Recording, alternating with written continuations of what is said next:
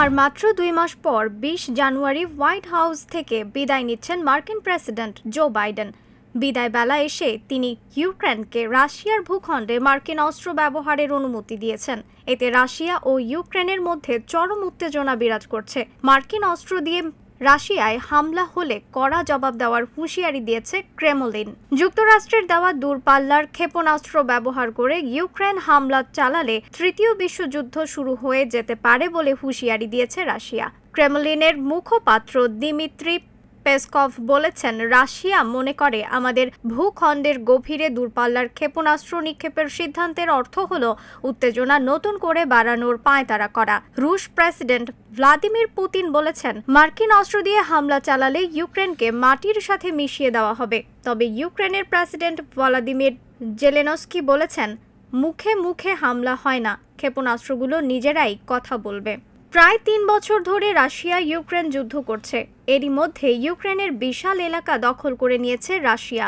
এই যুদ্ধে সরাসরি অস্ত্র ও অর্থ দিয়ে সহায়তা করছে যুক্তরাষ্ট্র। এর আগে অনেকবার জেলেনস্কি মার্কিন অস্ত্র দিয়ে রাশিয়ায় হামলা চালানোর অনুমতি চেয়েছেন বাইডেনের কাছে, কিন্তু বাইডেন তাতে সাড়া দেননি। কিন্তু শেষ সময়ে এসে তিনি এই অনুমতি দিলেন।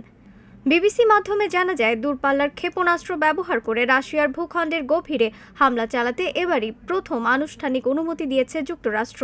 রাশিয়ার ভূখণ্ডের গভীরে যুক্তরাষ্ট্রের তৈরি ATACMS ক্ষেপণাস্ত্র দিয়ে হামলা চালানো যাবে, এটা কিয়েভকে জানিয়ে দিয়েছে বিদায়ী বাইডেন প্রশাসন। বাইডেন প্রশাসনের এতদিন একটাই ভয় ছিল, রাশিয়ার ভূখণ্ডের ভেতরে ইউক্রেনকে দূরপাল্লার ক্ষেপণাস্ত্র ব্যবহার করে হামলা চালাতে দিলে যুদ্ধের বিস্তৃতি ঘটবে।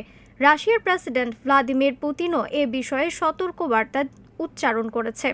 জানুয়ারিতে ট্রাম্প ক্ষমতা নেওয়ার পর এমন নীতি অপরিবর্তিত রাখবেন কিনা সেটা এখনও নিশ্চিত নয়, যদিও তার ঘনিষ্ঠ কয়েকজন মিত্র এরই মধ্যে ইউক্রেন যুদ্ধ নিয়ে বাইডেনের নীতি পরিবর্তনের কড়া সমালোচনা করেছেন।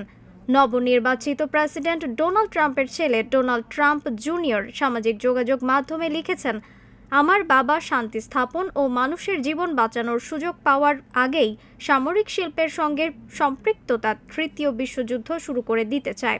সেপ্টেম্বরে রাশিয়ার প্রেসিডেন্ট ভ্লাদিমির পুতিন সতর্ক করে বলেছিলেন, ইউক্রেনকে পশ্চিমের তৈরি দীর্ঘ পাল্লার ক্ষেপণাস্ত্র দিয়ে রাশিয়ার ভূখণ্ডে আঘাত হানার অনুমতি দিলে পশ্চিমের রাশিয়ার সঙ্গে সরাসরি যুদ্ধ করা হবে। এই পদক্ষেপে সংঘাতের ধরন ও আওতা পাল্টে যেতে পারে। পুতিন বলেছেন, নতুন হুমকির ভিত্তিতে রাশিয়া উপযুক্ত সিদ্ধান্ত নিতে বাধ্য হতে পারে।